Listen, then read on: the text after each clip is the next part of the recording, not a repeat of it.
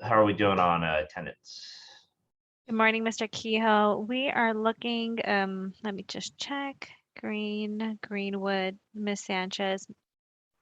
We're good. Do we have 4? Do we have 5 or do we only have 4? So we have Mr. Green. Okay, very good. Yeah, we got it then. We have it. Okay, perfect. Then I'll go ahead and call us to order of the special meeting of the Joint Organizational Governance Committee and Board of Retirement and Board of Investments. Today is Friday, March 11th. The time is 12 noon. And I will turn it over to staff for the formal introductions.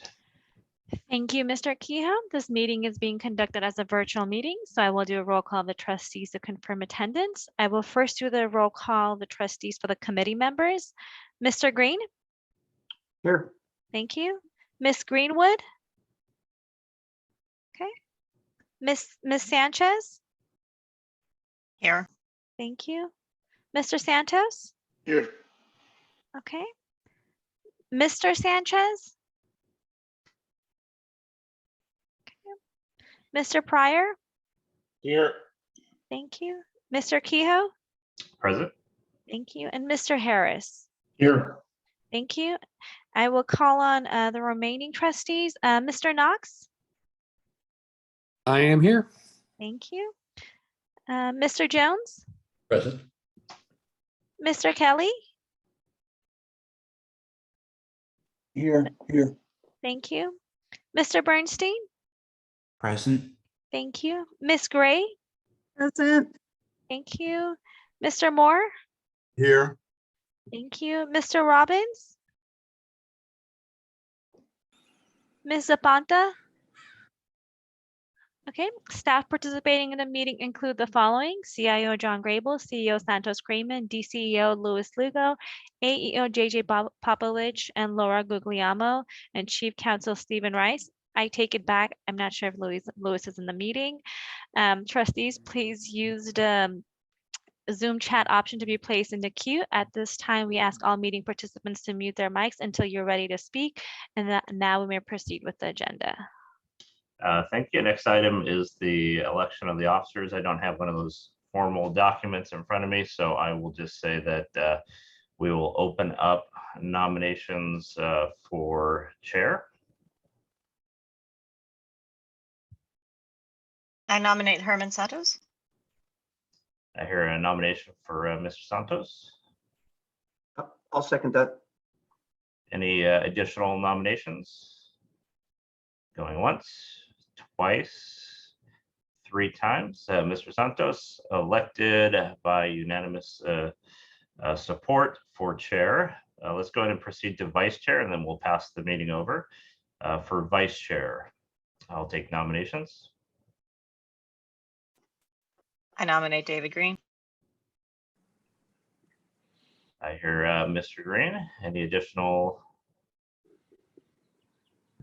Going once, twice, 3 times. Okay, by unanimous support, we have Mr. Green as the vice chair, and I will turn over the meeting to Mr. Santos.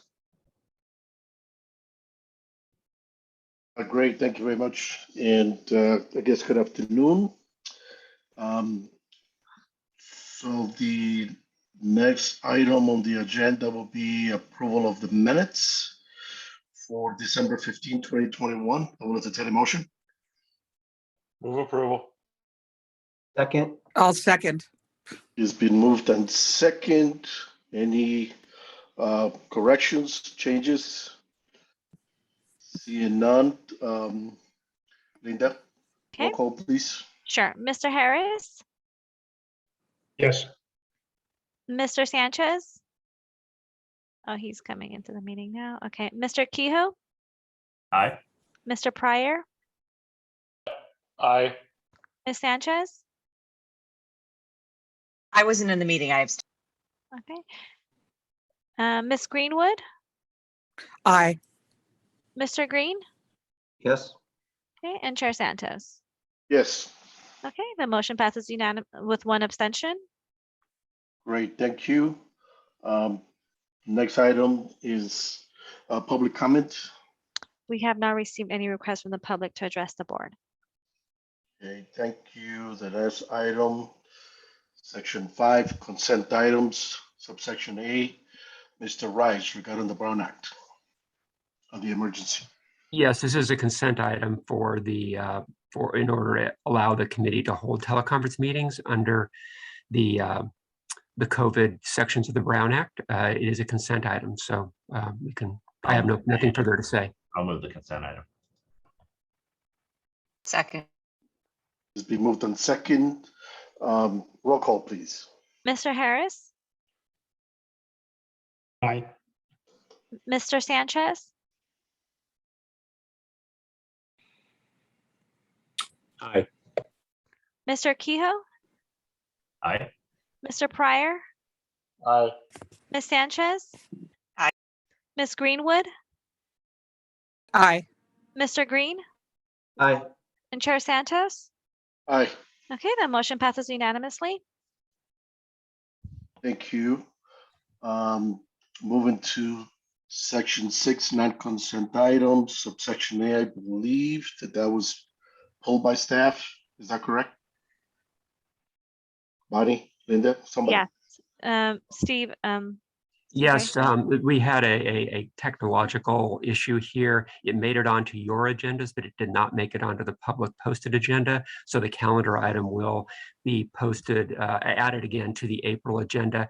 The April agenda itself is per charter to deal with the budget. So there is time to address the rest of the calendar for the rest of the year in April.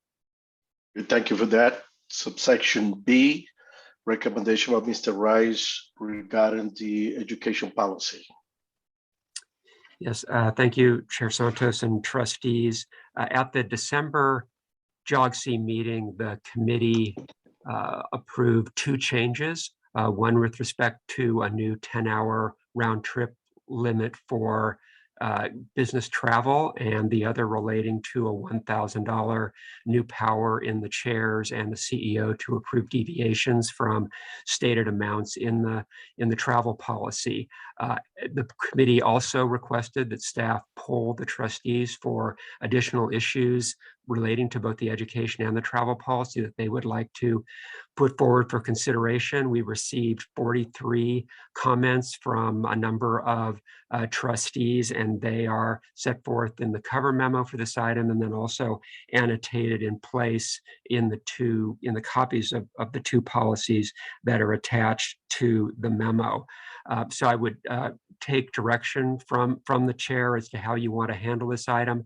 I can go through the page by page, the annotated copies of the policies, and we can discuss the items, or if there isn't a desire to go through all 43 items, we can simply open it up for discussion by the committee. So I'm happy to take your direction at this point before I go further.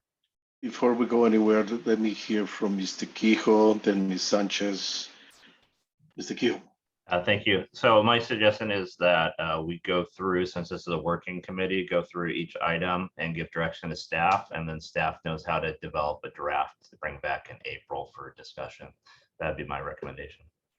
Sounds good. Mr. Sanchez, Ms. Sanchez, rather. Yeah, I wanted to ask a process question. If we have an additional observation as we go through this process, would it be appropriate to also chime in when we get to the appropriate spots? Yes, that would be in order. This is as Trustee Kehoe said, this is a working session to go through the entire policies, and you're not limited to the annotations that are in the document. You can address any issue related to the policies. Thank you. Okay, great. So it's clear to everybody that we're going to go through every suggested or every section of the policy. So, Mr. Rice. Yes, okay. I think it would be easiest to use as a tool the policies themselves, the annotated policies that are attached, rather than the memo. So I would start on page 1 of the education policy, which I believe is page 23 in the Board Vantage materials, but it's page 1 of the education policy. There were 2 comments received with regard to this page. The first one was to add in the purpose section a statement that the CEO and the CIO oversee educational standards for staff. This is something that it has been implicit. It was explicit previously. It's implicit now. This is simply a trustee policy. It may be helpful to add that statement here. Certainly open to the committee's direction there. And then the second comment on this page dealt with the performance of fiduciary duty section under principles, and there was a section or a comment from a trustee that this discussion of fiduciary duty be brought more in line with discussions that are in other documents, and perhaps even incorporating discussion of fiduciary duty from other sources. The comment here is that this discussion was developed to be very travel specific. Again, seek direction from the committee on that comment as well. Mr. Kehoe. Thank you. So just a suggestion, if we can help with this conversation, is maybe perhaps we adopt recommended changes unless there's any concerns raised by the committee. So we would just go through each section, and it would just be assumed that staff would incorporate the changes unless there was a comment that or an issue that was identified. There's some areas that I've identified some thoughts where I wouldn't recommend proceeding with it, and I'll bring those up as we come up to them. But I think out of respect for the fellow trustees, if there's no objection from anybody on the committee, we should probably just ask staff to adopt it. Before we do that, Mr. Kehoe, I just have a comment on the first proposed change. I'm gonna call it like that regarding the purpose. The last sentence of that paragraph says the policy applies to LACERA trustees only. And I was under the impression that when we last reviewed this policy, that the CEO was going to or already has a staff travel policy in place. And so why mix it up here if we all agree, one, that this is strictly for trustees only, and the CEO and CIO to operate under their own policy. So I'm lost here as to why do we need to include and be redundant here with this particular reference that the CEO and CIO will oversee the staff policy. It is true that in practice now the CEO is overseeing staff travel and oversees all staff education and any necessary travel. So that's the practice that's in place right now. And similarly with the investment staff, Mr. Grable oversees that himself. It's not controlled by this policy. The CEO and CIO do oversee staff. I mean, has there been a problem or confusion No. in terms of the dichotomy between this policy that applies strictly to trustees versus the staff? No, there's been no confusion. So why add something that is not creating an issue? I mean, that's my view. Yeah, again, this was a trustee comment, so I'm happy to take, again, the committee's direction on this. I personally object to that. It doesn't add anything to this policy. It says it all right at the last sentence, that this is a policy of the trustees only. Okay, here we don't know the comments. We're rejecting that one. Going down to the other one, the trustee suggests that the discussion of fiduciary duty is not entirely consistent with the discussion in other documents. Fiduciary duty could be incorporated from another source. Staff believe it is helpful and important to include a statement of fiduciary duty, the policy phrase in the context of education and travel. Yeah, I agree with that. I mean, it should be consistent in all the policies that we have. Is there a particular proposed language, Mr. Rice, regarding? No, this was a conceptual comment by a trustee. If the committee wants us to respond to that comment and bring back revisions to this section in the next go round, we will do that. Yeah, because we have duty of loyalty is there, duty of prudence. I don't know what anybody else think. Yes. I think we keep it. I think we have them direct staff to bring back language. Okay, sounds good to me. All right, so moving forward, the next proposed change. Yes, the next proposed change is on page 2, down at the bottom of the page. And the comment was that the current policy currently provides that the trustee or new trustee orientation should take place before the new trustee attends their first board meeting. And the trustee comment was that due to holidays, that's not always possible. So the suggestion is to change the language to recognize that fact and just introduce flexibility as to when the orientation will take place for new trustees. I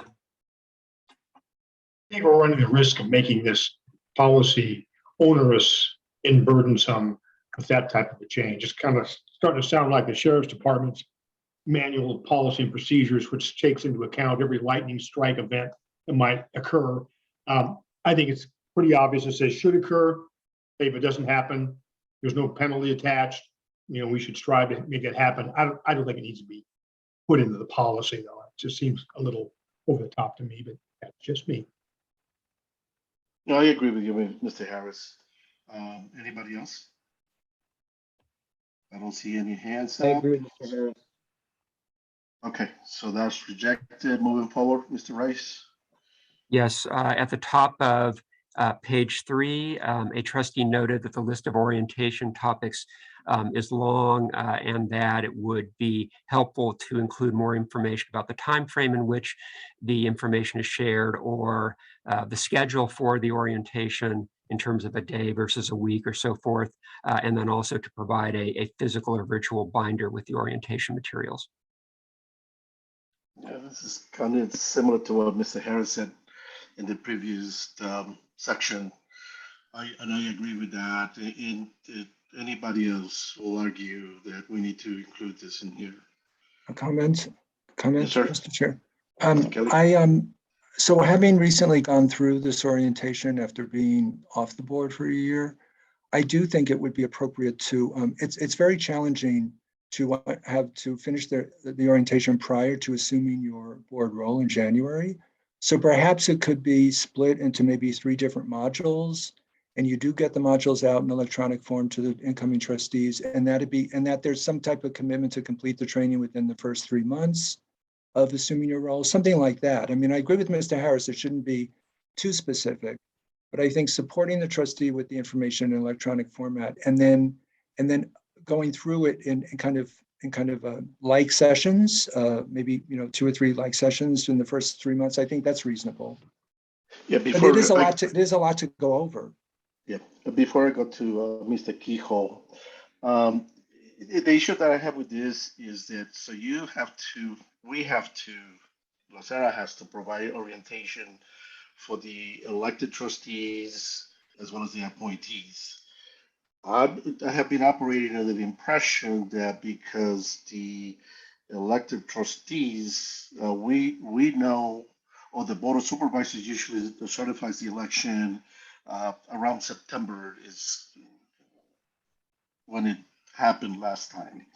So my impression was that you have from September to December for us to provide the orientation. And I also believe at one point, and correct me if I'm wrong, that we allow I'm talking about strictly elected trustees, the ability for them to go to Wharton or any of the prerequisites if it involves the Board of Investments. And I know there's a criteria for the Board of Retirement. So with regards to the, well, so before I move on to that, is that happening in terms of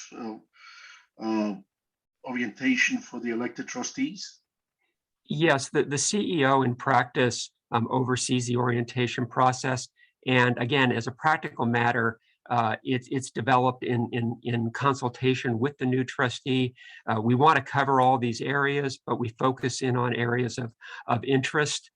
It is normally spread out over days and sessions that capture the CEO, the CIO, Chief Counsel, benefits staff, Mr. Popowich, and I'm sure Ms. Guglielmo will be involved in this going forward with new trustees on the budget and admin side. So yes, in practice, this is what's happening, and of course there is the prerequisite education that's scheduled with trustees as it fits into their schedule.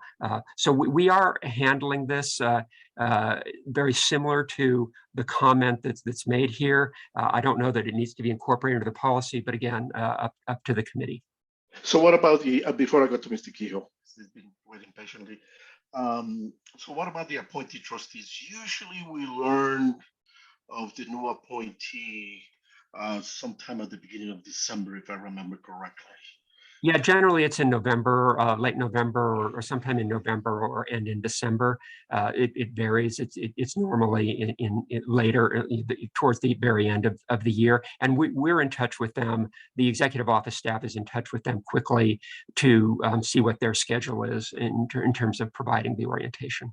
And they also have the ability. There's very little conferences, educational conferences taking place in December. But even if there was, that's an argument, they will be allowed to travel to that particular conference if need be, right?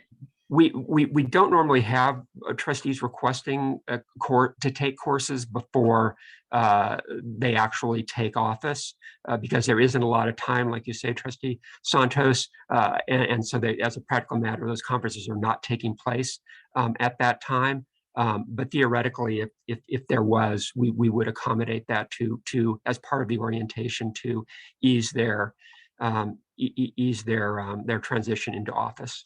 Yeah, thank you for that. Okay, so it's going to be Mr. Kehoe, Ms. Sanchez, and Mr. Jones after that. Mr. Jones is before me. Oh, okay. Thank you. I think we're overthinking. I think that what we should do is just pretty much cut this entire section down to simply say that an orientation is to take place, and then have staff put together a binder and allow staff to adjust that binder as needed.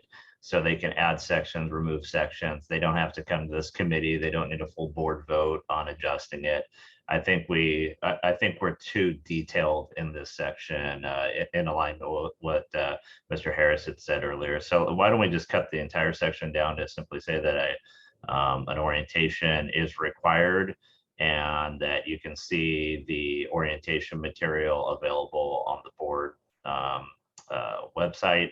And then we direct staff to put together a formal mentorship program that has it all put together. So I think that's just a simple way to do it, rather than having this specific. You never put specific training topics into a policy. It should really just be part of the training that's attached to the policy. So that's my recommendation, I think, to make this smoother.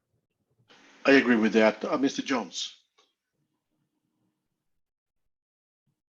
Yes, good morning, committee. I just wanted to say, as one of the recent new people on board who actually kind of came in through the cycle of Trustee Oakham retiring and then kind of jumping in, I think it was April was my first month. I did find it really constructive to have access to materials leading into it. So if part of the conversation was around timing of orientation, I just think, obviously you don't get up to mastery, very quickly, but just having an opportunity to review the breadth of the orientation materials, to have a sense of the, just being able to listen intelligently into the conversation was really important.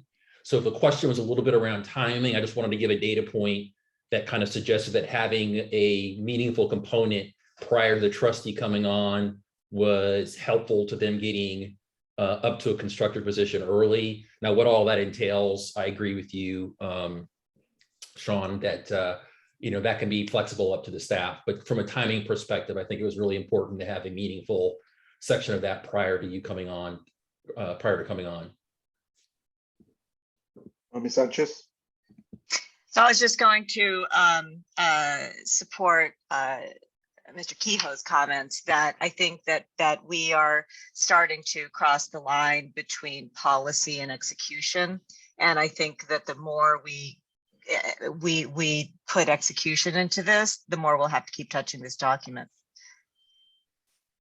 All right, great for those comments.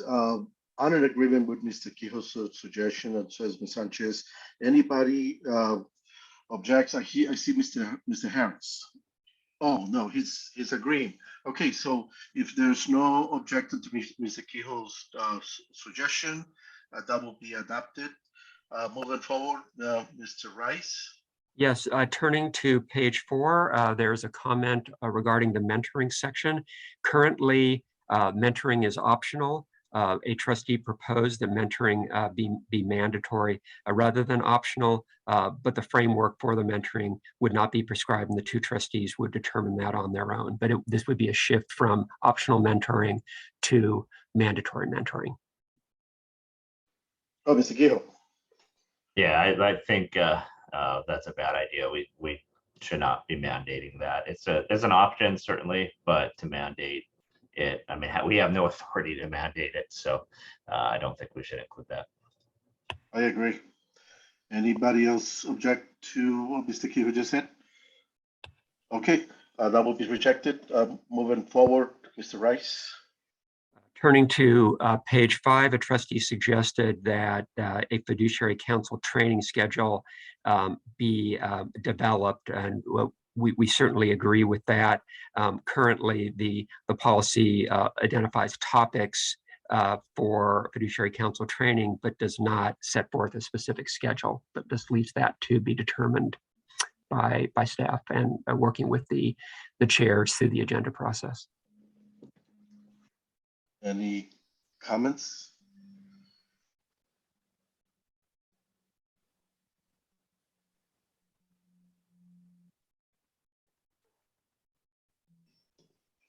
All right, since the staff agrees with that, and I hear no objection, staff will adopt that and develop that.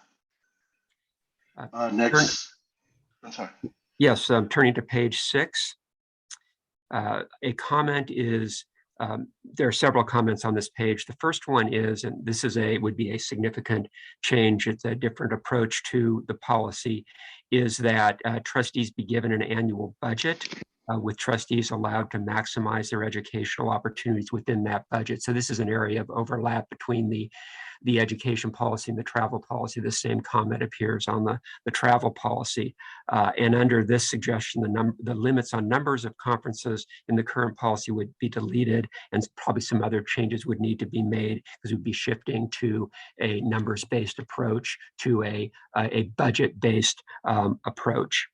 Another trustee suggests that the definition of external educational opportunities be moved in the policy up higher in this section. And then finally, down at the bottom of the page, with respect to virtual education, a trustee commented the policy should clarify that virtual education is not limited as to cost. And in fact, cost is right now not charged against a trustee's budget or number of conferences, but this is not explicitly stated, I don't believe, in the policy. So those are the comments on this page. Ms. Sanchez. So as you know, this wasn't my specific comment. I don't recall, or maybe it was, I don't even remember anymore, but I'm a big proponent of budgeting as an oversight control. But I do think that we need to make a delineation between what is travel and what is the cost of registration. And because I think that when people look at the travel numbers, that number is inflated by registration costs and other costs. And I do think that we need to delineate between those and get reporting and budget appropriately according to the different categories of expenditure. Because you could live within, for example, a 15 or a 20 or a $25,000 annual budget if that's just your travel budget, and you had a separate budget for registrations so that we can reflect more accurately what the costs are for. One comment Mr. Kehoe.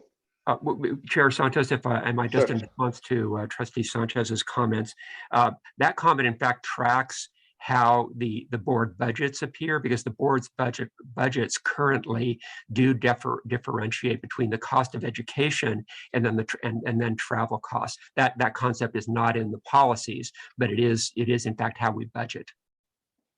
Mr. Kehoe. Thank you. Yeah, I mean, we've discussed this on and off since I've been on the board, and this policy was developed under a lot of discussions and debates, and with outside influence from the external auditing firm and everything to get it to this point. There's essentially two different directions that we go. Either we have essentially this policy, which allows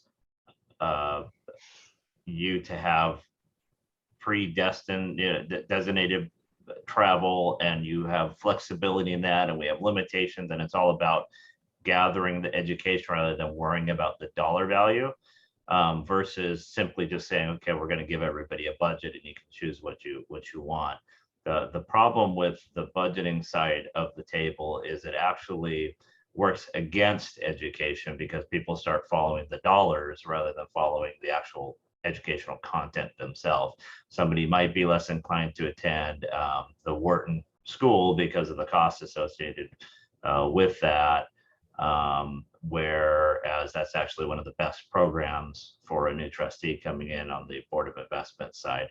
So I'm not supportive of doing the individual budgeting opportunities. I think that what we should do is continue with this policy that's developed, and what we do is we work within that budget work within that policy if there's issues. And we're going to talk about some upcoming issues like the $2,000 versus $3,000 for California, and a few other things that I think we can fine tune. But I think the policy as written is very supportive of educational opportunities, while also being mindful of overall costs associated with it. So I think that we keep this would be a major functional revision of the way we have this policy. And I think that would be a bad route to go. So I'm not in support of that change. Mr. Kelly. Yeah, thank you. I think my question here had to do with really clarification, which is I didn't understand if the board itself would approve a listing of conferences from which a trustee could spend his or her budget, or if we were going to throw out that whole kind of pre-approval process. That concept, there is a list attached here of pre-approved conferences. There's still the issue of cost. The travel policy requires approval of costs where there's travel involved with the conferences themselves. There's a long list of pre-approved conferences attached. Yeah, I agree with Mr. Kehoe. We are an education organization. I mean, that's something that's been draining me since I arrived in LACERA. We believe in education, not only educating the board members, but as well as the staff. And that is significant. One of the other issues that I was told when I first got here was that we emphasized the fact that we have the ability to stay at the conference hotel. One of the trustees, I just came back from CII, one of the trustees had to go to a different hotel. And I questioned her and I said, why would, different fund. And I says, how come you don't stay here? A budget doesn't allow to stay here. And I remember when Marshall Richter, who was the CEO at the time, said to me, we want you to stay in the conference hotel for safety reasons. The last thing we want is somebody to get hurt going from one hotel because it's a lot cheaper in the conference hotel. And so the safety issue, the education issue, I agree wholeheartedly with Mr. Kehoe to reject this proposal, or this suggestion rather. Okay, moving forward, Mr. Rice.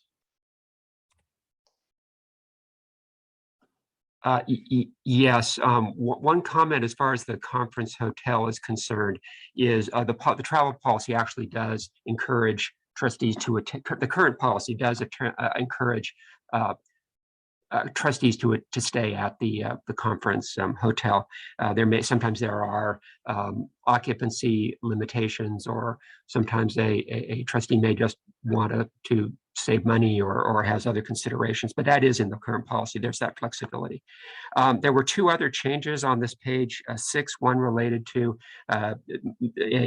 just moving the references to external policy education in this section to a more logical place. And the second was to note the virtual education not limited as to cost. There weren't any objections to that, so staff will address those comments in the revision. Yes, thank you. All right.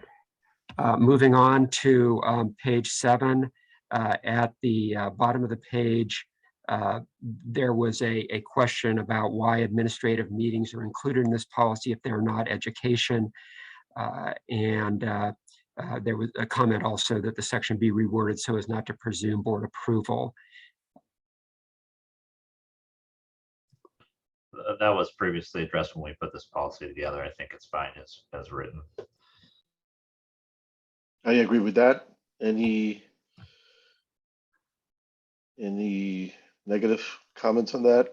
Seeing none, that's rejected. Moving forward, Mr. Rice. Yes, going on to page 8, there's a comment from a trustee that the education and travel policies be consolidated into a single document and they be cross-referenced more effectively. Of course, we used to have the two policies in a single combined education and travel policy. So that would be reverting back to something similar, probably a little bit more advanced, but similar to the prior structure. And then the second comment on this page was that the sexual harassment section be renamed to clarify that it relates to prevention of sexual harassment training. I suggest we adopt the recommendation regarding the sexual harassment, but we reject the combination of the two, since the Mosaic report was clear to separate the two issues. Yes, and I see Mr. Harris is agreeing with Mr. Kehoe. Any other comments? Seeing none, Mr. Kehoe's suggestion is adopted and otherwise rejected. If that makes any sense, what I just said. All right. So, Mr. Rice. Yes, thank you, Chair Santos and trustees. That completes the comments that were made on in advance on the education policy. Are there, just open it up at this point before we move on to the travel policy to make sure, Chair Santos, whether there are any additional comments on education that were not made prior to the meeting? I do not know of any. Just an FYI, Mr. Kelly's restarting his computer, so I think he'll be joining in soon. Okay. I already made my comment, Mr. Rice, so. Okay, so let's move forward, and if we need to revisit any comments, Mr. Kelly, when he comes back, then we do so at that point. All right. I do have one clarifying question to Mr. Rice with regard to the last item on administrative meetings. Does that mean that those administrative meetings do not count against the limits? That's the question I have. Or are those approved on an as requested basis? approved or rejected, but Just the a moment. administrative meetings, which refer, this is on page 7, which refers to legislative advocacy, speaking engagements, blah, blah, blah, blah, blah.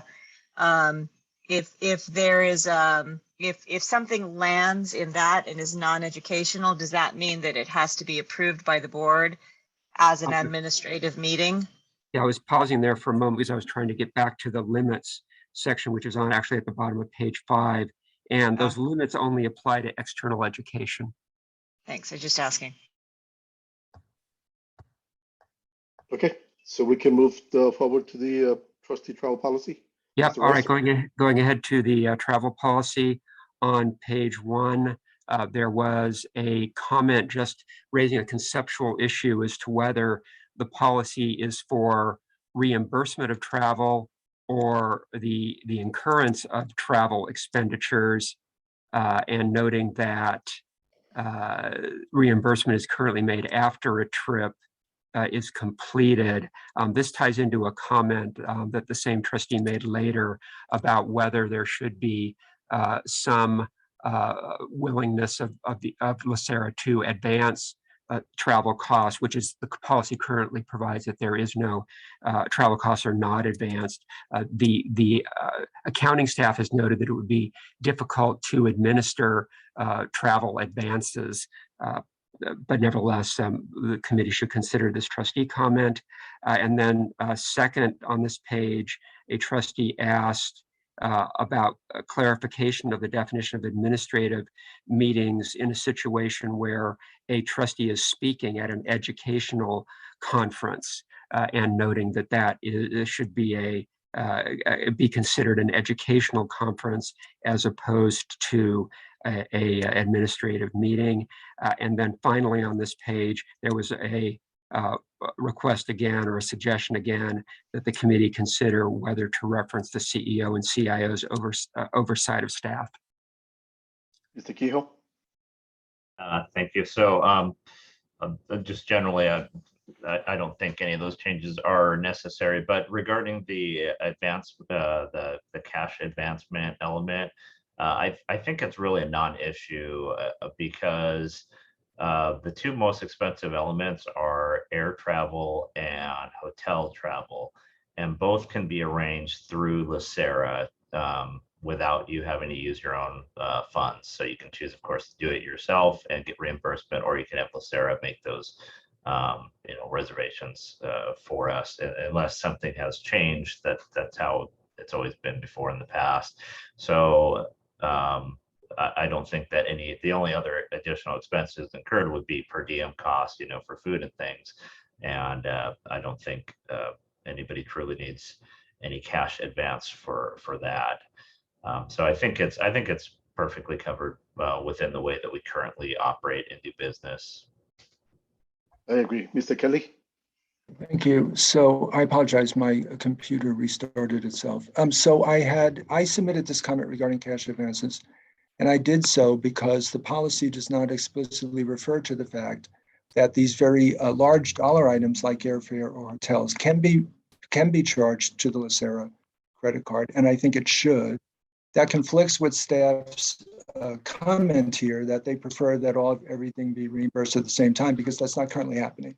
But I do think it's worth giving consideration to the fact that particularly during what we saw with COVID, where so many folks were unemployed for long periods of time, and we're really facing economic hardship. If we had a trustee elected, like my former department, if we had a tax services clerk in an elected position who was struggling to make ends meet at home, it's very challenging for me to not support some type of cash advance of even the per diems to such a person, to ensure that he or she could avail himself or herself of the same travel and education conferences that the rest of us who have the economic means could attend to. It stood out to me in terms of an economic segregation, if you will, of those who can afford to pay and those who can't. And the way the current policy was written, it was that I think it said you could petition the chair or something if you didn't agree.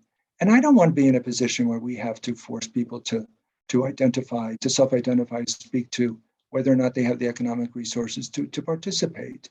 I did not think it was an unreasonable administrative request, given the fact that that the membership of this committee can be anyone, particularly from an appointed perspective or from an elected perspective. And I think we should consider the reality of the situation, which is some folks may not be able to attend. And I would not want to be in a situation where they could not attend because of economics, but also didn't want to raise their hand and speak to it. That's an awkward situation to me. So the cash advance policy, you can limit it to per diems. You can build in sufficient controls. You know, you can't go on another trip until you reimburse us, et cetera. There are a few simple things you can do to make sure that it works. But I do think the board should consider it in terms of ensuring that everyone on the every trustee has the opportunity to participate. Thank you. Yeah, thank you, Mr. Kelly. For the 20 years that I've been here, it's always been the practice for LACERA to pay for the air fare as well as the hotel. We used to, at the very beginning, we used to go through a travel agency, and many of us found it a lot easier for us to just go ahead and do all the arrangements. So the practice has been there, and it's kind of consistent with what Mr. Kehoe said a few minutes ago, which I'm in agreement with that. Any other individual, any other colleague disagrees with Mr. Kehoe's comment or my comment? Ms. Sanchez. So organizations that have, you know, obviously younger staff regularly have this process with appropriate controls in place where you have the option of fronting per diem. Rarely does it go beyond that, but it is a reasonable kind of thing to do. And I am sensitive to Mr. Kelly's comment that we haven't been in the situation, but the reality is that if you couldn't actually, if you were in a hardship situation, rarely would you draw attention to it. So you would never know if this actually presented an issue because it would be embarrassing. And I agree with Mr. Kelly that we shouldn't be designed in order to require embarrassment in order to allow someone to do their fiduciary duty to the extent that they can and are able otherwise.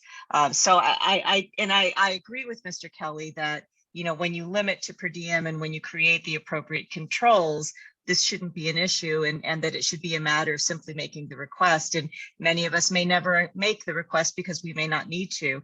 But I am sensitive to the notion that you do not want to create an economically segregated class of trustee. Mr. Harris. I'll just chime in that I agree with Gina and Joe that, yeah, I think this would be the right way to do. Have that option available if you need it with appropriate safeguards to ensure it works properly. Anybody else? I think Ms. Greenwood. Ms. Greenwood. Yes, thank you. I also agree with Ms. Sanchez and Mr. Kelly that to have the option available to get the per diem in advance is yeah, I haven't been in this position, but I have been in a position where it would be, you know, challenging to front all of the travel costs for some of these conferences. Say, for example, Wharton. If I had to pay the travel cost, the hotel, the cost of the, you know, if I put it out and then got it all back, especially because I haven't had this experience with LACERA, but at LACERS there were quite a few hiccups with the CAO's office. So it could be months before we were reimbursed. And this was perpetually a discussion at board meetings. So I think making education to do this job as well as we possibly can, making that education available to trustees is significantly more important than holding back a per diem. And so, keep in mind, I agree. Yeah, keep in mind the per diem is usually very limited because most Yes. conferences in the registration includes lunch. And then you have conferences like PPI that they provide the 3 meals, so there will be very little per diem. I don't know. What else? Anybody else think? Okay, so Mr. Rice, we have we have Mr. Kehoe and myself who are against the proposal, and then we have Ms. Sanchez and Ms. Greenwood. So we put this for a vote. And Mr. Harris and Mr. Kelly.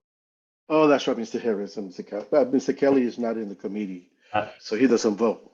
I'd be happy to add some things like I think we could just tighten it up. If I'm not opposed to giving that as an option with the per diem element, and then just let's just make sure that it's clarified in the policy that registration fees, hotel, and airfare can be purchased by LACERA via our secretary and in advance. So if we say that, then there's no issues on there. And then the only issue is per diem.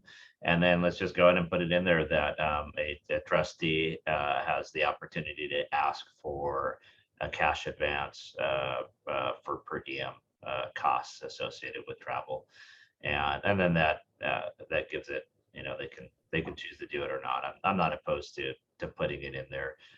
For the most part, I think people will probably just tighten it up once they submit their final bill. But I'm not opposed to putting it in there as long as staff does not see any major accounting issues regarding that suggestion. Mr. Rice? We had discussed this issue among staff, and there was a comment that it creates some additional administration for accounting staff. That's in that comment is made here in the materials you have, but we understand the board's direction. Will incorporate this language into the draft that's going to come back in April. You can take a look at it. We'll also discuss it further with internally to see if staff has any really wants to take a stand against this. Okay. Good. Anybody else? All right. No, I was just going to mention that I just need to get with my my fiscal side of the house and talk a little bit about the administrative burden that it may cause. I don't suspect that it'll be much of a burden because I don't anticipate getting a lot of requests for this, and it'd be really episodic, I would imagine. So we'll come back, incorporate the language that you're suggesting. Mr. Kehoe's clarifying language will include as well, and then we'll come back and make a recommendation at the next meeting. Okay. Anybody objects to that? Hearing none, we're moving forward. Mr. Rice. All right, thank you. Going on to page 2, there were comments on this page similar to the comments that have been made with the education policy to tighten up the language a little bit and change the fiduciary duty discussion. From a staff perspective, we have the same view as before, that we like the focus on the education and travel aspect and the discussion of it in that context, but of course take your direction on that.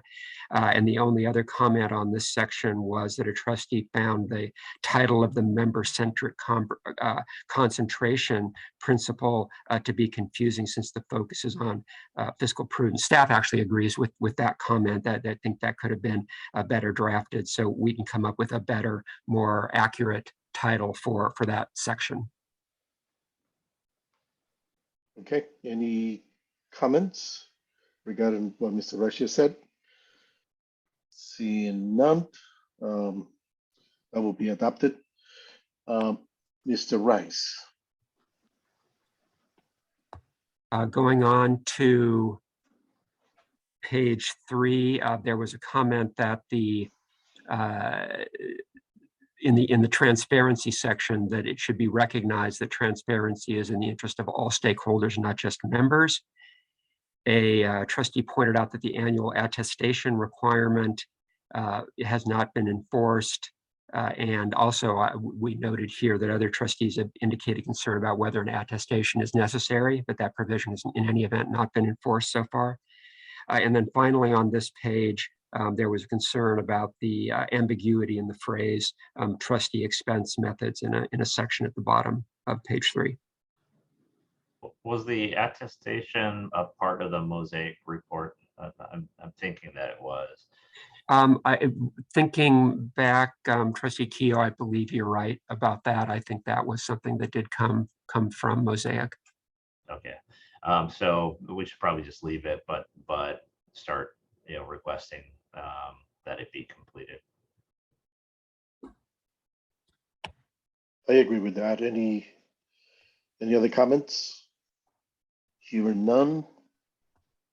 We moving forward. So I just want to confirm the attestation is going to be included, correct? So that's something that staff will send out and will receive responses back from the trustees.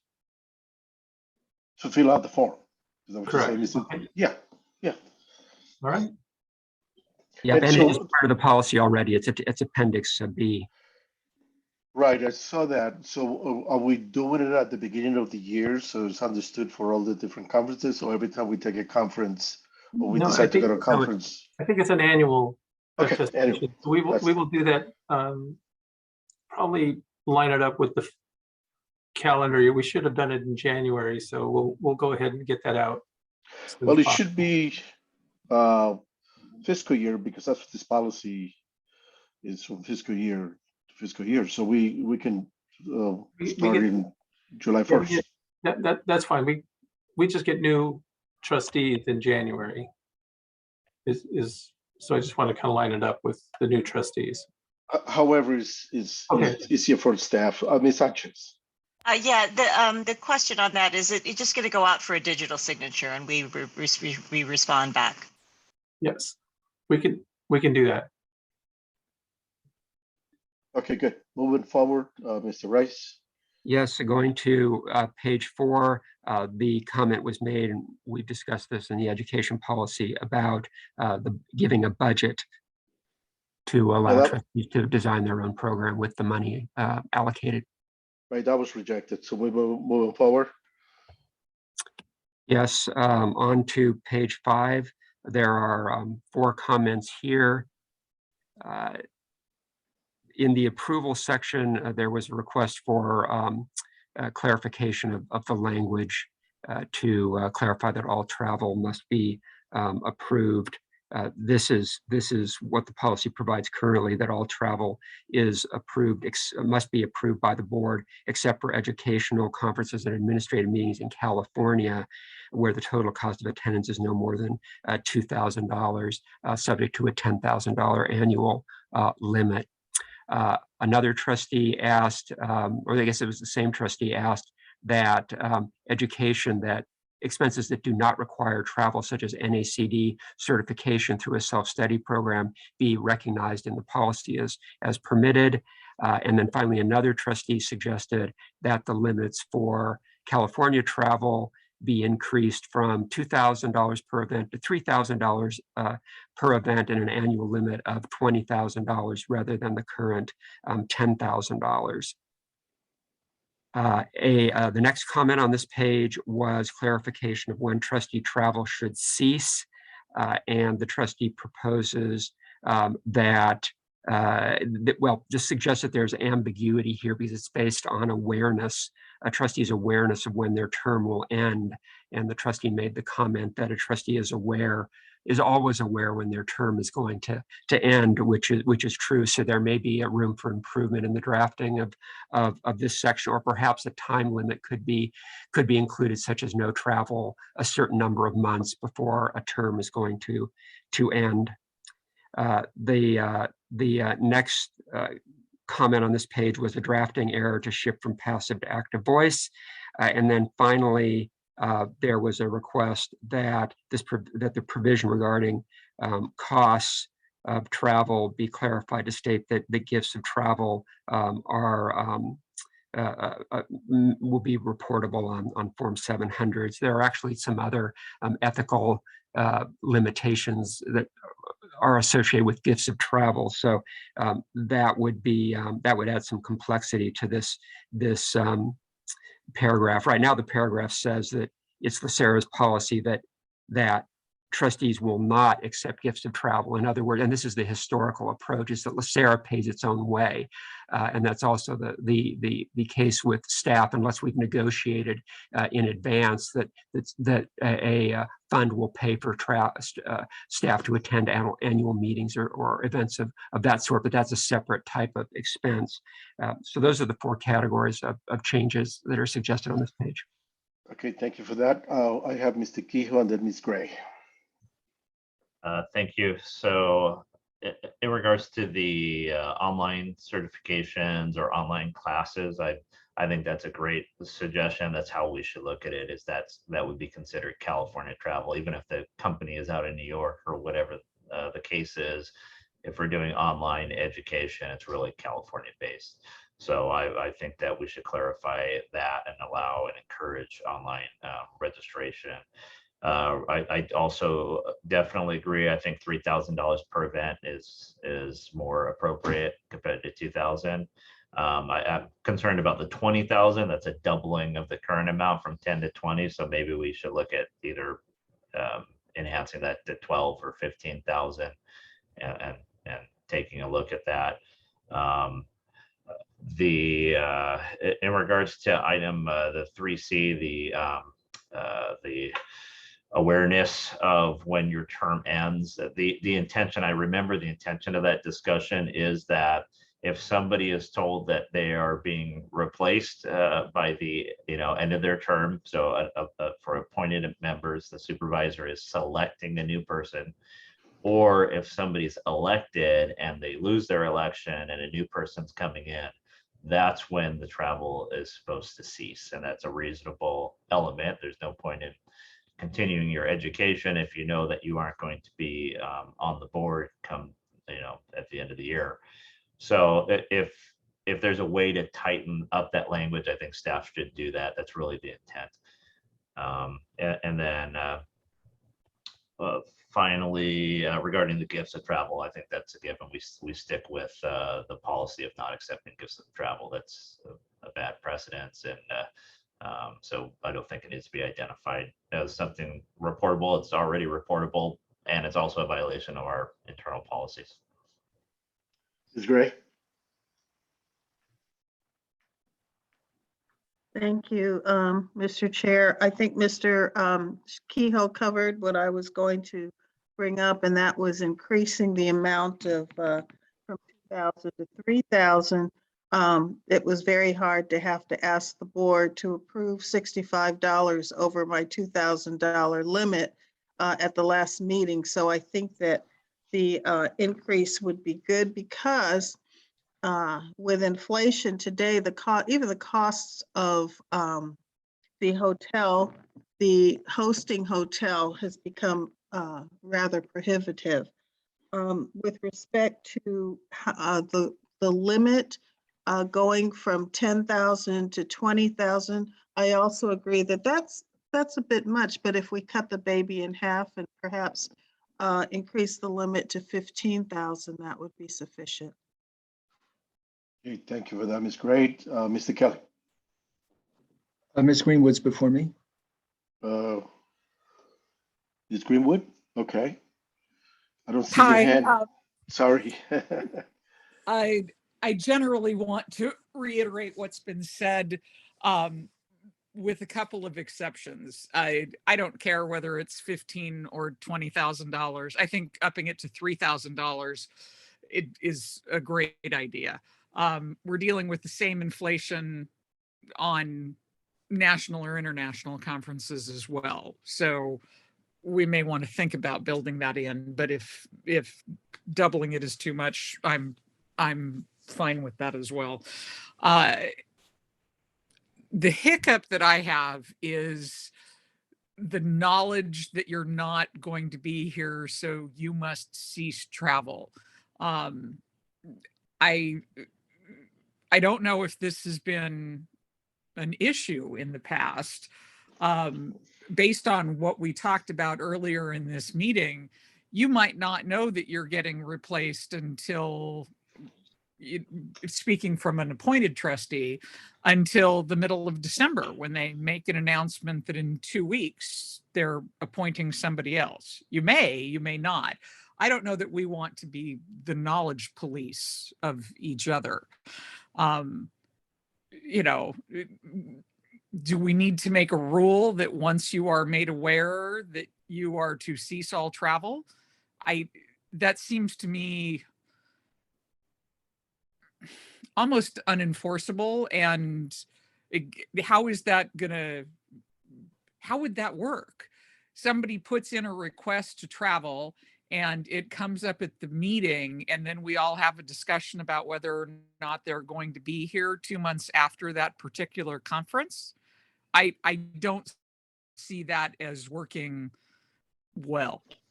I understand the desire to save money, and as long as I've been on this board, we've been dealing with COVID, so there hasn't been a huge amount of travel issues that I've dealt with, but I don't see that working in a way that is positive or supportive of education. Thanks. Thank you, Mr. Kelly. Thank you. My comment has to do with the comment 3E.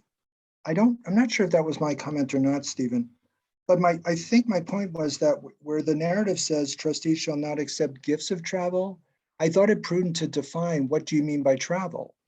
Is it an airline ticket? Is it a meal? Is it a registration? That's what I meant, I think, in my comment, which is, what do you mean when you say shall not accept gifts of travel?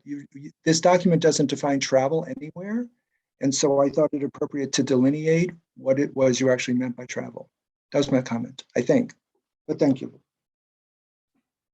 Just from some historical perspective, because that's what I fit in, I guess.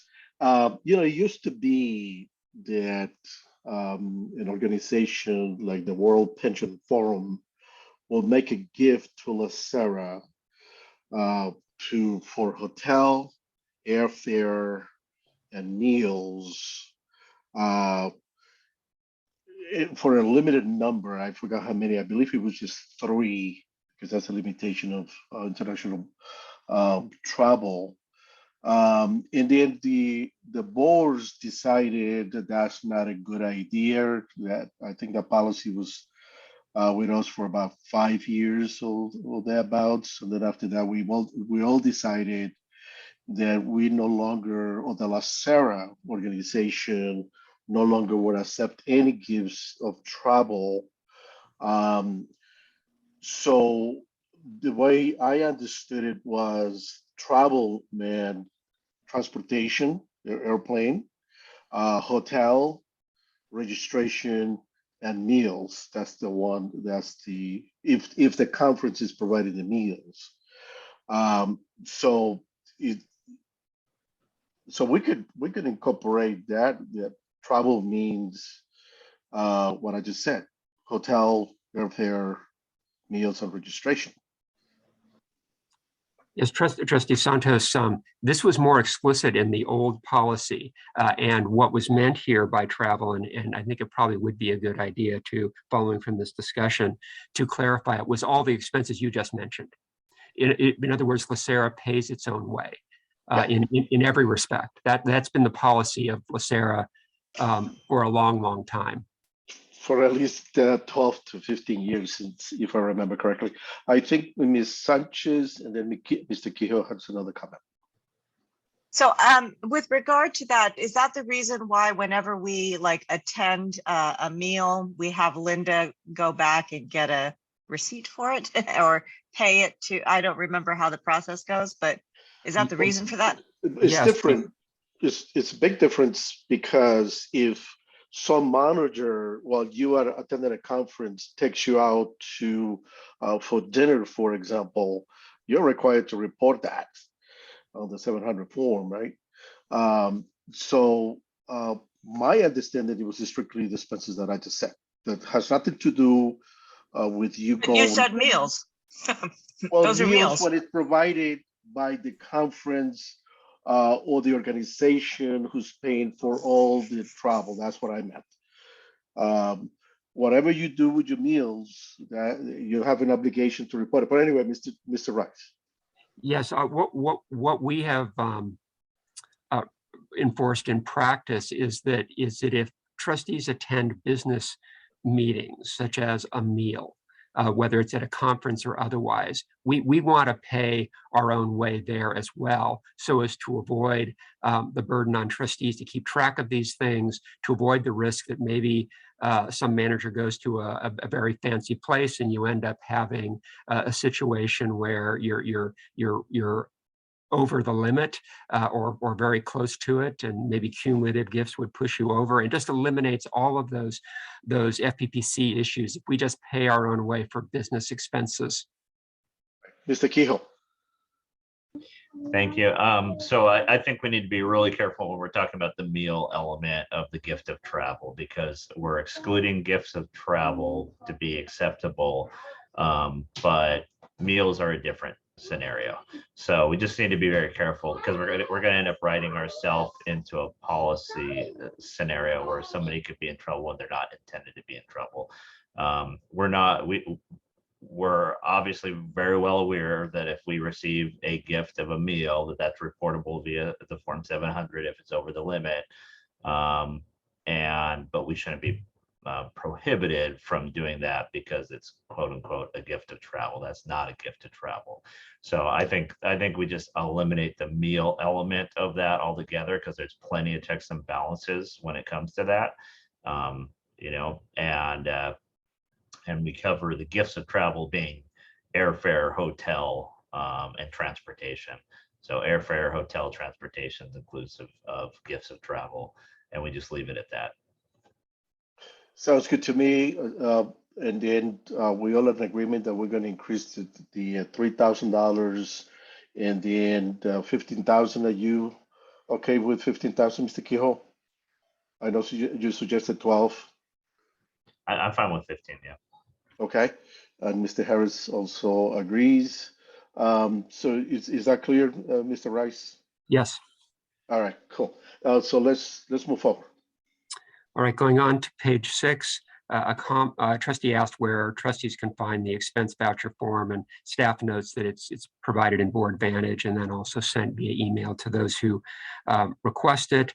A trustee also suggested that examples be included in this policy as to when expense documents are subject to disclosure under the Public Records Act. Going down further on the page, I just simply noted that the new last couple of lines of the approval section, where the board chairs and the CEO may authorize deviations of less than $1,000 per trip from the expense limits, is something that was approved by the JOG-C at the December meeting, and it's been incorporated here, and will continue to be included unless there's a desire to change that. And then finally, a trustee had requested that in board memos that seek approval of travel, that a checklist be provided to ensure that all relevant information is included for the board to have in front of it when travel is considered. So is that, just for clarification purposes, Mr. Rice or whoever made the suggestion, is that suggestion, like looking at the travel that we approved yesterday to attend the Colombian Private Equity Association meeting, where it included in there a phrase or a paragraph that said, Santos in fiscal year, I'm paraphrasing, has not traveled internationally and only has traveled, I believe they quoted me as 2. Is that what you're talking about? Is that what we're talking about in terms of the checklist? Well, there are other issues as well. Okay. This was such as educational content, which was also addressed. Now, that wasn't trustee specific, but it was issued in the memo yesterday because the policy requires 5 hours of educational content every day, and that conference didn't have it. So we included in the memo a request that that requirement be waived for that trip because the number of minutes and hours on the first day were so far in excess of the limit that it more than compensated for the shortfall. So it includes, I think the intent here, and this was not a staff comment, this was a trustee comment. I think the intent was to include information on all the elements that are required for trustee to be for an item to be approved. So if there's an exception required, it's called out. But this was a comment that came from Mr. Kelly, and he may want to address it. Right. Well, I have no objection with regards to delineating or making everybody aware that we have to comply with at least 5 hours, and if there's one day that is limited in terms of the full 5 hours, that should be included in there. And I like the fact that in yesterday's memo, it stated that because they're more than 5 hours the day before, it compensated for the second day. That I think that's fine. Where I object is the statement that I haven't traveled or how many trips I have taken. It doesn't is irrelevant from my perspective because let's take the prior month. I requested that we approve travel to attend I believe it was the private equity, no, the infrastructure conference in Berlin, which was like for 4 days, beginning at 8 and ending at 8. But anyway, so there was no statement in there, and I'm not going. A lot of times, many of us put up conferences that we might not be interested in going or not be able to go, but my colleagues might be able to go. So including a statement about me, it's just irrelevant. I mean, especially when we do have a full transparency reporting that we do regarding travel. Not only that we list in the memo the different conferences that we have attended, all of us, including the staff, but also includes the cost associated with that. So I just failed to appreciate why including the requester of the conference to be approved, any information particularly to them per se, if perhaps they don't travel and we have the other reporting. But anyway, that's just my view. I think I have Mr. Kelly and then Mr. Kehoe. Mr. Keogh's before me. Oh, okay, Mr. Kehoe.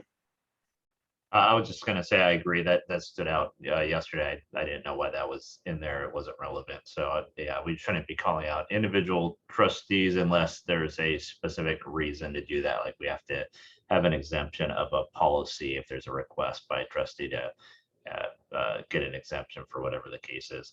And then in regards to the like a checkoff list or whatever, I think we're too much in the weeds on the policy itself. I think staff can certainly help develop that and to make it easier for trustees and staff, but I don't think we include it as a requirement in the policy. That's just my 2 cents.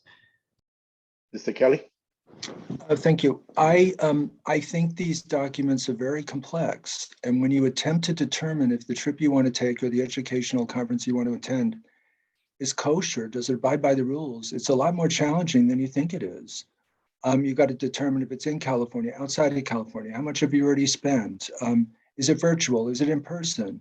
And my comment to staff was, or to Santos was, Kryman, the CEO was, can you put together a checklist so that when I, as a trustee, look at this item to approve for board on the board agenda, that I know you vetted it? That in essence was the directive, and I still stand behind that because I still want to know that when that comes on the board agenda, that somebody has vetted all these complex rules, which are very complex. Believe me, I tried to do a decision tree a couple of weeks ago, and I stopped after 15 minutes. It just drove me crazy.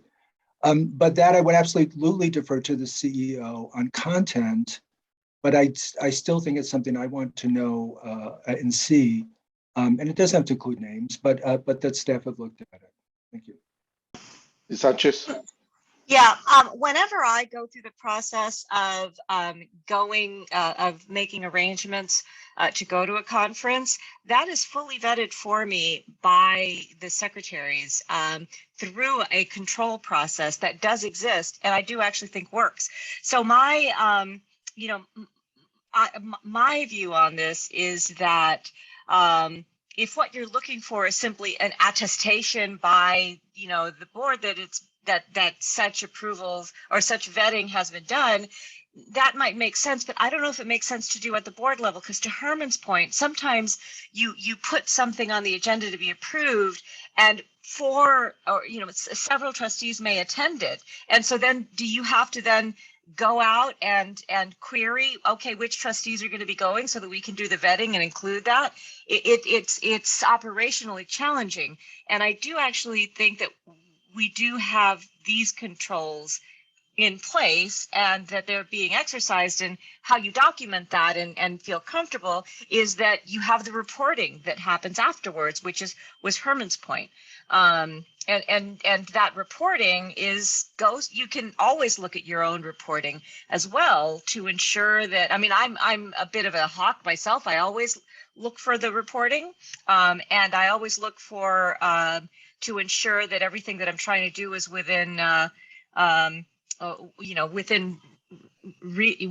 within the rules. So yeah, there you go.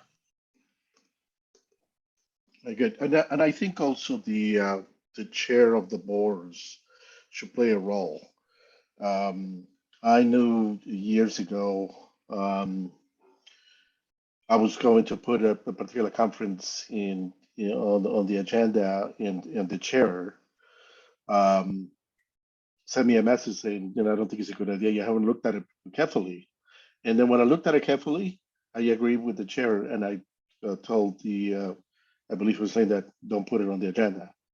So I think there's, as Mr. Keefe, I believe, or Ms. Sanchez said, there's checks and balances. I will request that as long as I'm the chair, and this should be adopted without putting it in the policy anywhere, that the chair should be looking at those travel requests, conferences, just to make sure to add another layer of checks and balances to make sure that somebody's making a mistake, or at least are aware that that policy may not be, or that conference may not be in compliance with the policy, or something to that effect. Anyway, moving forward. Just to make sure, Mr. Rice, are you clear as to what the board wants on this particular suggestions? Yes, the way I'm processing it is that there are no changes necessary to the policy. This is an implementation issue. Now, one thing I will comment is that if there's a known exceptions require board approval under the policy, so that would need to make its way into the requesting memo, such as the minutes in the trip this week. But setting aside that, I think I definitely understand the gist of this conversation, which is that I see no changes as a result of this policy. It's just implementation. Yeah, yes, sir. And I see Mr. Kehoe, and I think it's Ms. Sanchez who agree with that. Mr. Kraken. I was just going to mention that as part of our report, we will include a sentence that says that that staff has vetted it and has determined that it's within the policy, and we're going to report out the exceptions that need approval from the board. That way, it's not as prescriptive in terms of being included in the policy, but we do as a practice vet all of the requests. So Bonnie and Linda do a really good job, and then it goes through multiple layers. So I just wanted to make sure that Mr. Kelly was provided some comfort that we do do that. And we will, like Mr. Rice said, report out those exceptions that are needed, approval, and that we will make a statement that we have vetted it and it was in compliance with the current policy. Right, and the other point that I want to raise here, before I go to Mr. Jones, is that no suggestion by any one of us should be implemented without this committee having the opportunity to vet it like we're doing here. So that statement in yesterday's memo was not approved by this committee. That's not part of the policy, and it's we all heard it was rejected today. We should the processes that were set up, and that's one of the reasons I gave Mr. Green and Mr. Kehoe a compliment, because we struggle for months and perhaps years in terms of what the committee should be, what the responsibility of the committees will be, what goes to the committees, what doesn't go to the committees. We're still just finished dealing with the JOGC charter because there was big questions. So a lot of work has been done in terms of what procedures and processes that we spent a lot of time working on, and it's important that we follow those policies. No suggestion should be implemented until it goes to the relevant committee. We have to stick with that. Other than that, we're going to have a mess in our hands. So anyway, Mr. Jones. Yeah, good afternoon. Just real quick, as I've been listening to this conversation, I kind of feel like the conversation's been going on without, and I realize I'm here by a year. Is the current discussion or the iteration of the policies that we're having, is it in direct reflection to something that was adverse before? I'm kind of just surprised at the level of somewhat consternation we've had over the policy. And I just wasn't sure if there was some travel malfeasance before for which there's a significant amount of invested interest, or I just kind of feel like there's a level of conversation and I'm not sure entirely what the context is. And if that's a question for offline, that's not a Brown Act violation, I'd appreciate it. But that's the only reason I'm asking it here, because it doesn't appear that you can have much conversation with another trustee member without it potentially. How about to respond to that, Mr. Jones? As you probably have heard many times me say, I've been here 20 years. In those 20 years, there has never been an allegation of a major violation of the policy.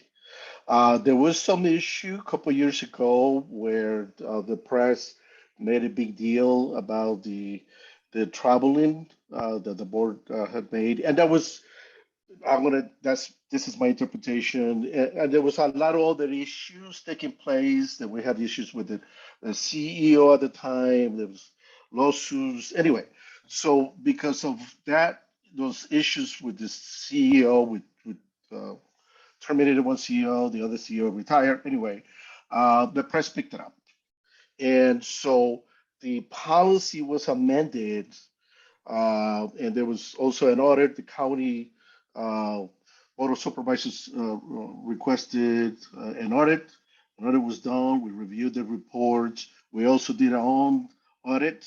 In fact, at the time, I was in the audit committee, and I had requested that we do an audit of our travel. And that was supported by my colleagues at the audit committee at the time. This is before everything happened, and then the whole thing blew up. But anyway, the policy was amended, which is the policy that we have in front of us. In my view, I thought, or I've been operating under the impression that this is the job that was done. And I got to give credit to Mr. Kehoe, and I think Mr. Bernstein. I'm not sure if he's here or not. They did. They were the leaders at the time, and they did this work. And I believe that there was tremendous work that was done. The changes here being proposed, it just out of the blue, they've been coming out. Mostly, I believe it's from Mr. Kelly. So that's the only reason why we're here. I mean, the urgent, in my view, was the change of the limitation for the 2,000 to the 3,000, because uh, we had to approve Ms. Gray for $65. Yesterday, we had to approve $12 for me. So to me, that was the most urgent. But other than that, it just it happens all the time when we review policies that people have the ability to make suggestions, propose changes. The key is that those proposals or those suggestions to any changes or any policy should not be implemented until the policy or the committee has the opportunity to vet it. And like here, whatever we adopt here, eventually is going to go to the boards for final approval. So it's just important that we follow those procedures. But no, to my knowledge, there has never been any malfeasance or any issues, to my knowledge. I don't know, Mr. Rice, any comments on that? Thank you very much, Chairman Santos. I appreciate that. No, certainly nothing major. I mean, there have been questions about amounts and various discrete incidents, but nothing. No, I agree with what you said, Chair Santos. Okay, thank you, guys. Okay, good. Thank you. So we're moving forward, Mr. Rice. All right, going on to page 7, the changes there are just minor drafting issues, which we'll correct in what's coming back to you next time. On page 8, the top comment relates to a trustee's strong disagreement with the policy against cash advances. We've discussed that, and we'll incorporate the discussion that was had earlier in addressing that issue. Down at the bottom of the page, a trustee requests that the section regarding ground transportation be modified to reflect that an airline ticket sometimes includes the cost of a limo or executive car, which are otherwise not allowed under this policy unless the cost is comparable to a taxi or you're in an international location. Any comments on that? Agreement, disagreements? Yeah, no changes here, Mr. Rice. I'm moving forward. All right. On page 9, a request was made by a trustee that the section regarding monthly travel reports that are provided to the boards be clear that the travel reports for both boards are provided to both boards. Next comment on this page. It requests that staff provide trustees with information when they're getting close to the California travel limit. That's something that I think we can certainly handle just administratively. The next change here is that the section on administrative meetings be revised consistent with the idea that California administrative meetings totaling under 10,000, now 15,000 are pre-approved.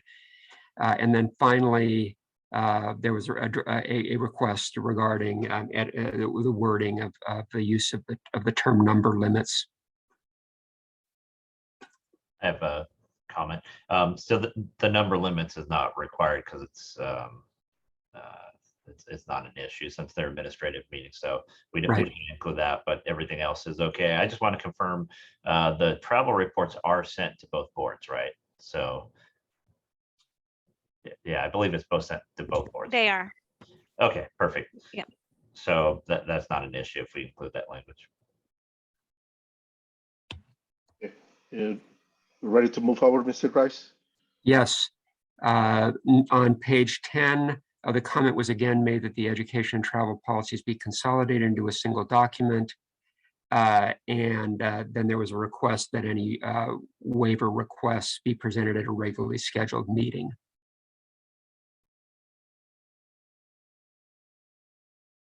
I assume that the consolidation goes against the recommendation by that we're following, right? Yes. Correct. That was rejected earlier. All right, we're ready to move forward. Mr. Quijo, he's in agreement. Okay, well, let's move forward.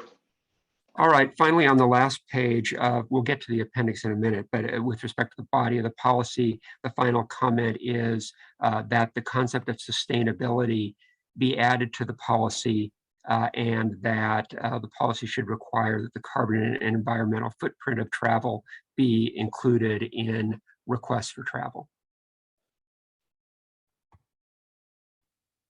I disagree with that. Anybody else? How hard is that to do?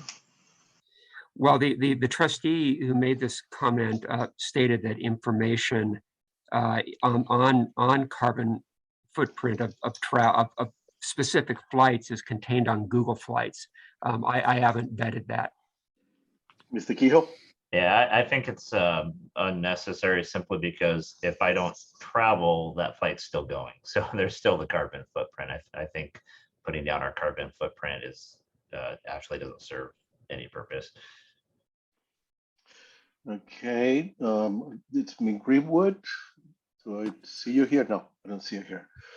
All right, so Mr. Kehoe, Mr. Kelly, sorry. Yeah, thank you. So I included this comment here because I think LACERA needs to do more in terms of putting forth a vision regarding its commitment to sustainability, and we all can do something to commit to that vision. And I don't think it's an unreasonable request that we start to consider the impact of our individual and collective flights on the environment.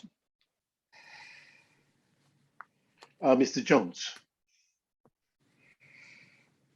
Yeah, just a quick thing as an aside here, not to distract from here. Let me know if I'm out of order. But just as I was recognizing the fact that my wife, who has global responsibilities, will start traveling again, has the conversation that we had here, is it already taken into account that there may be, particularly for our women trustees, requests made at time above the norm to ensure safety, either by executive car versus Uber, or whereby some other kind of means of security? Or do we just kind of, is that just kind of baked in to the general flexibility that we have to make decisions? And I'm just asking this as I just think about my own wife as she starts to ramp up her travel again, and then thinking about our female members here as well. The way I have understood it, Mr. Jones, is that especially in international travel, we have had in the past retained, Linda, if you on the line, remind me the firm that we use to have the trustees get picked up internationally, especially in the emerging markets regions. Yeah, black something, black lane. Black card. Black card, lane. yeah.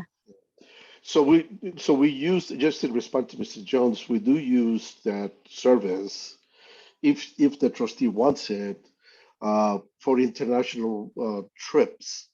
I'm not aware of any particular requests nationally. Okay. Just what I just as an aside, again, I apologize that it was out of order, but I just wanted to make sure before we left the section that we allow for our female members, if they need to exercise discretion in the name of safety, that there's the capacity for them to do so. I will defer that to Ms. Sanchez or Ms. Greenwood. Ms. Greenwood is men get held up too. I don't think it's just a female thing. Okay, Ms. Greenwood. Thank you.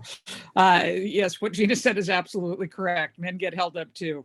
But with a little tiny bit of hunting, like there's a New York car service that I use when I'm in New York that is more popularly priced than most taxi services. But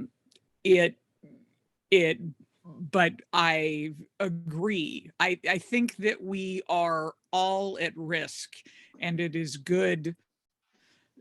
It's good to be, even if we don't discuss our carbon footprint, it's good to be aware of our carbon footprint, and it's good to be aware of our surroundings and whose car we're getting into and what's in, and making sure that we check safety boxes. But I am absolutely, and I hope your wife is too, I control quite vigorously my routes of travel. and who I'm traveling with. So I very much appreciate the thought, and please you be careful as well when you. Thank you for all that. I don't see any other comments. Mr. Rice, are you clear with that, or do you need direction? Where are you? Yes, I'm not. We'll review the policy with that concept in mind. It's the policy already gives flexibility for ground transportation internationally. It also gives flexibility domestically, but it's based on cost. But we'll look at that issue because I hear the discussion. Also, would that should be discussed at the Corporate Governance Committee as well? I mean, this is my fear, is that at some point we're going to have to sell the current building because of the carbon footprint, and we have to build a new building to adhere of our good citizenship in terms of being mindful of the carbon footprint. It's a slippery slope in my view, but I will defer to you, Mr. Rice, and talk to us the next time we come back and see where we are with that. Yeah, and we really haven't had a chance to research that issue. So between now and April, we'll do a little bit more work on that and see if we can provide any input as to how such a requirement would be implemented. Okay, thank you for that. So we're moving forward. Yes, moving on to page 12, we're getting into Appendix A now. There was a recommendation that the committee already made at the December meeting to change the threshold for entitlement to business class domestically to round trip travel of 10 hours or more, and that's been incorporated here on page 12. And then a trustee suggested that the method we have for selecting airlines be changed. Currently, air travel is only going to be reimbursed for the lowest available non-refundable fare at the time of purchase, and there are 5 airlines that are designated.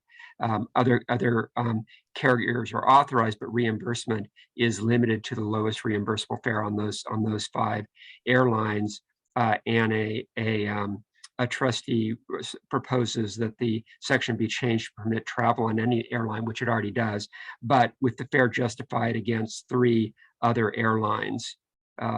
So we welcome comments on that suggestion. I think Mr. Jones has his hands up. Oh, I'm sorry, that's left over from the last time. I'm sorry, let me take it down. Okay. Anybody would like to chime in on this? Hearing none, we're moving forward. There's no changes here. On page 13, a trustee requests that the policy address how points and credit balances are used.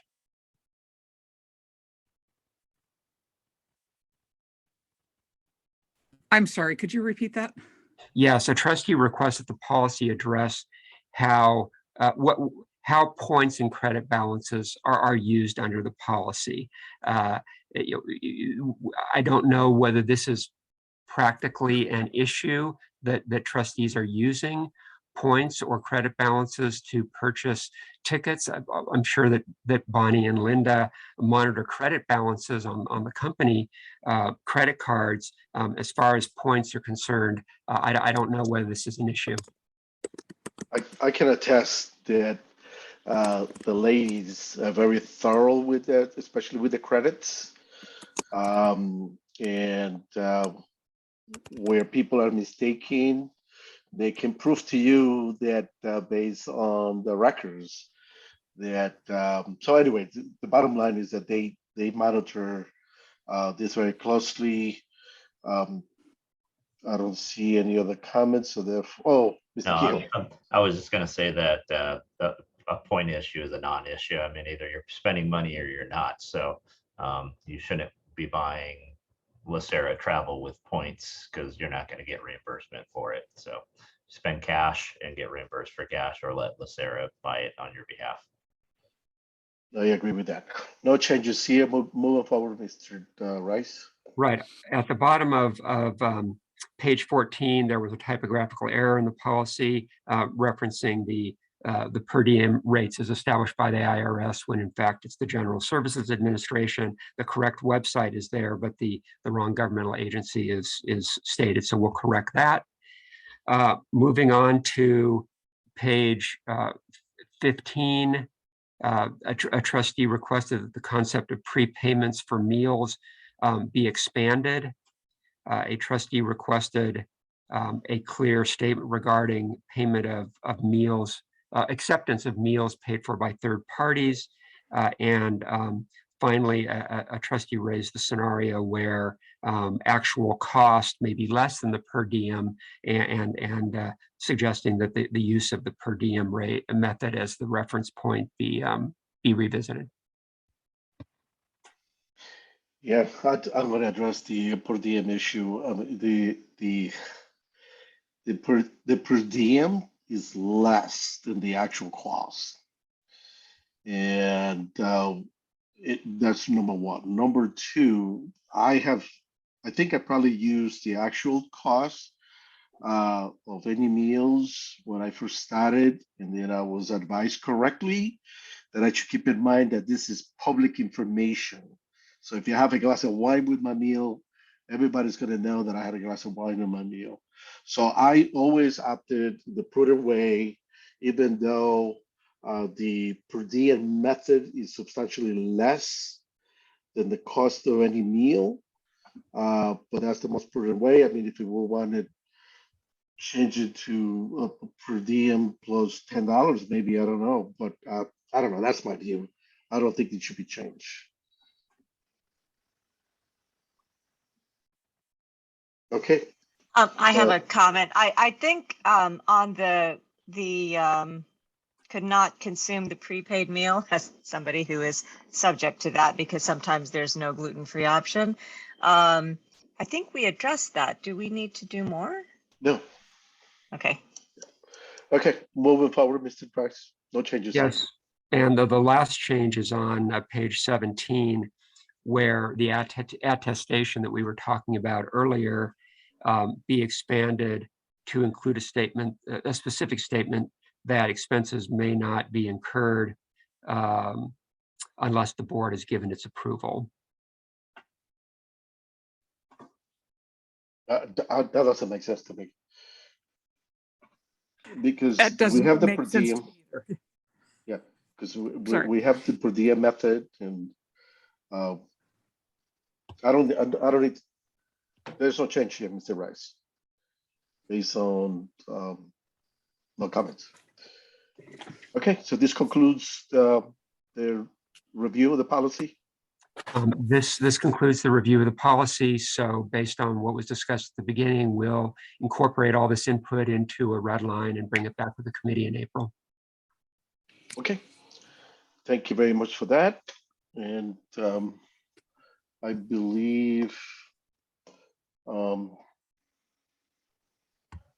items for staff review. I don't have anything. Okay, go to the order. Anyone has a burning statement to make? Just Go to the order. appreciate staff's hard work on this, putting this together, and everybody here on the committee and all the trustees for sitting through this. I think this is important to do every few years. Just happy birthday again to Linda and Bonnie. Enjoy your party weekend. Thank you. Anybody else? Mr. Chair, Trustee Sanchez just wanted to mention I had connectivity issues, so I logged on a few minutes late. But thank you, everybody, for your hard work. Okay, good. Thank you, Mrs. Sanchez, for your statement. Okay, anybody else? Mr. Kryman. I move to adjourn. Move to adjourn. Oh. Thank you. Everybody have a beautiful weekend. You too. Bye-bye. Yes.